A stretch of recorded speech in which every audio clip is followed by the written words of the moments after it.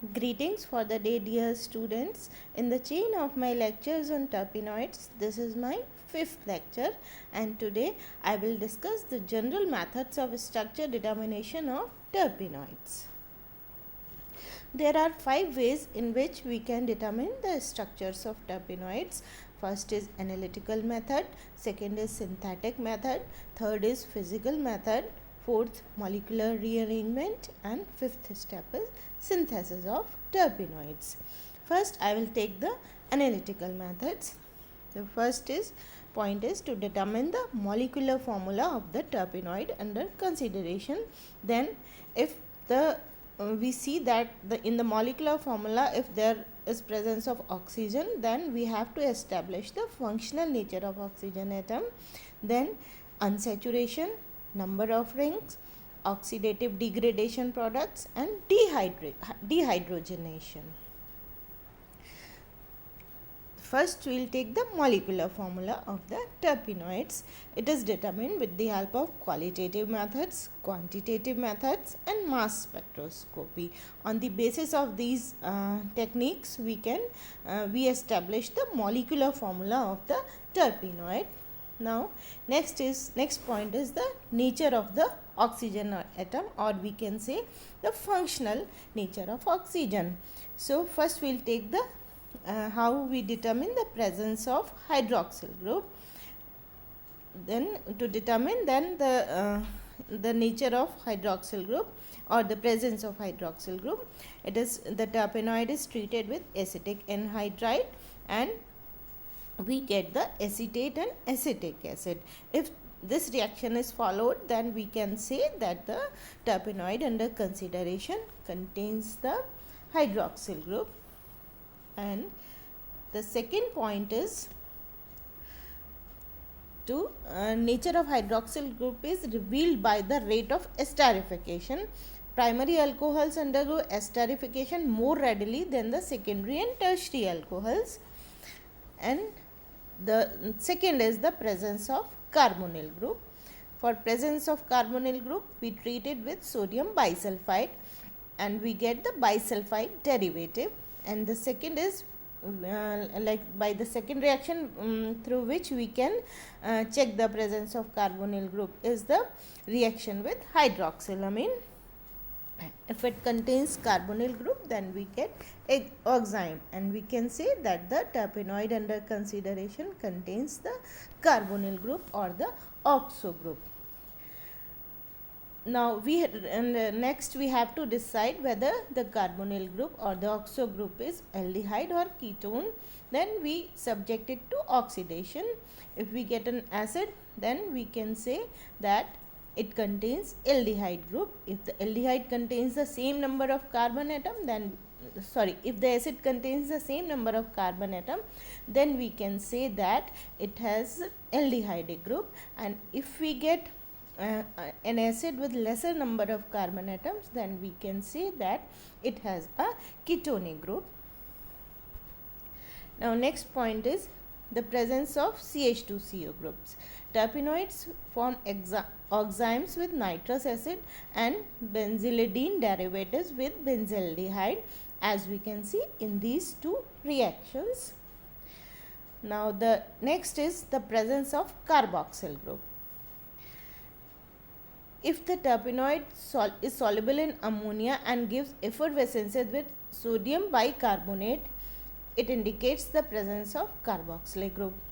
The number of carboxylic group is estimated by titration against standard alkali. Whether the carboxylic group is attached to a primary, secondary, or a tertiary carbon atom is ascertained from the esterification of acids in the following order. The rate of esterification is slowest with tertiary, then secondary, and highest with the primary acids.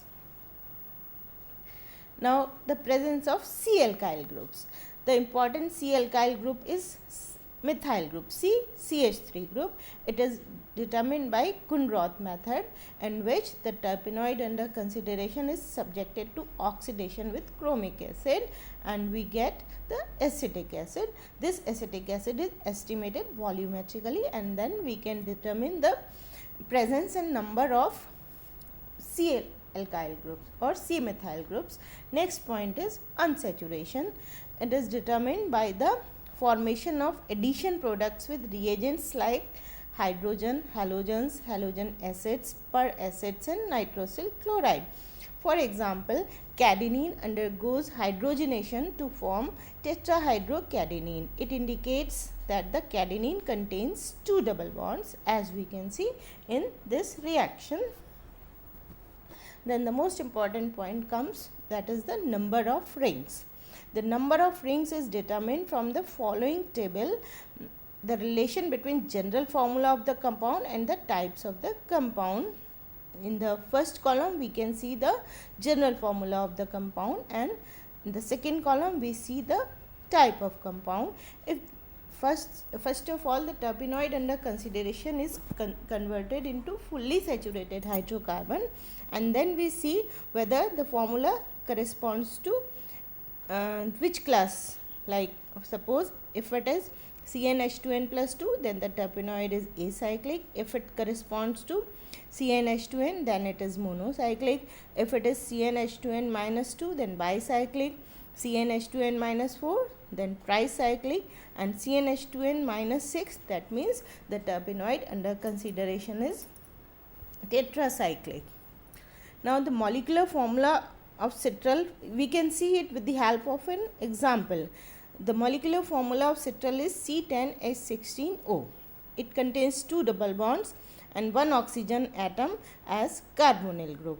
Now the molecular formula of parent hydrocarbon is C10H16O, that is equivalent to C10H16 plus 4 hydrogen atoms for two double bonds plus 2 hydrogen atoms for carbonyl oxygen, and then the fully saturated hydrocarbon formula comes out to be C10H22. The molecular formula C10H22 corresponds to CnH2n plus 2 general formula. This is the formula for acyclic terpenoids. So we can say that citral is acyclic compound. So with the help of this table, we can ascertain the number of the rings in the terpenoid under consideration. Now next step is oxidative degradation products. The terpenoid under consideration is broken or degraded into smaller fragments whose structures are known. So we can ascertain the actual structure of the terpenoid. So first oxidizing agent is ozone. The terpenoid reacts with ozone to form ozonide. It undergoes decomposition either by hydrolysis or catalytic reduction to yield the carbonyl compound, as we can see here in this reaction. The double bond in the terpenoid is attacked. We get an ozonoid which is decomposed to give the carbonyl compounds. Second oxidizing agent is nitric acid. Terpenoids react with nitric acid to form formaldehyde, to give aromatic acids and aliphatic acids.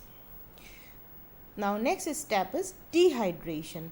Terpenoids containing alcoholic or ketonic groups are heated with dehydrating agents like potassium bisulfate, zinc chloride, etc. to form simple aromatic compounds with the loss of water. For example, camphor, when dehydrated, it gives paracymene. So with the help of this, we can establish the carbon framework of the terpenoid under consideration. Then comes the dehydrogenation. Alpha terpineol, when dehydrogenated, it gives dipentene. So it helps to determine its carbon skeleton.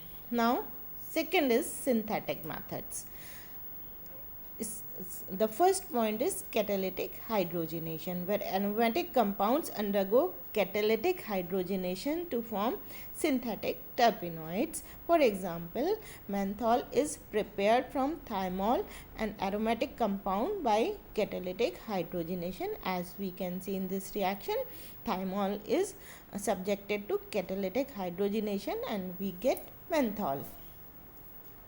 Second is Grignard reactions. In Grignard reagent, the methyl or isopropyl groups are introduced into the compound having carbonyl groups to synthesize large number of terpenoids. As we can see in this reaction, the carbonyl group reacts with the Grignard reagent and we get the subsequent product. Next is Reformatsky reaction. In this reaction, halogen substituted ester is treated with a carbonyl compound to form hydroxyl ester. It is then treated with dilute acid to yield hydroxy acid, which is further converted to an unsaturated acid or hydrocarbon, as it is shown in this reaction. Now, third is the physical methods. Physical aids include the UV spectroscopy. It is used for the detection of the conjugated system of double bonds in terpenoids. Then IR spectroscopy. It finds multiple uses in the structure determination of terpenoids. For example, it is used for detecting the presence of a hydroxyl group and oxo group, used for distinguish between cis and trans isomers, used for quantitative measurements. For example, the determination of the number of methyl groups. Now, next point is molecular rearrangement. Molecular rearrangement is used when the degradation reaction gives various products. Now, next point comes the synthesis of the terpenoid. The structure is determined by above physical and analytical methods, and then it is finally confirmed by its unambiguous synthesis. So this was all about the general methods of structure determination of terpenoids. In the next lecture, I will discuss the structure of menthol. Thank you. Have a nice day.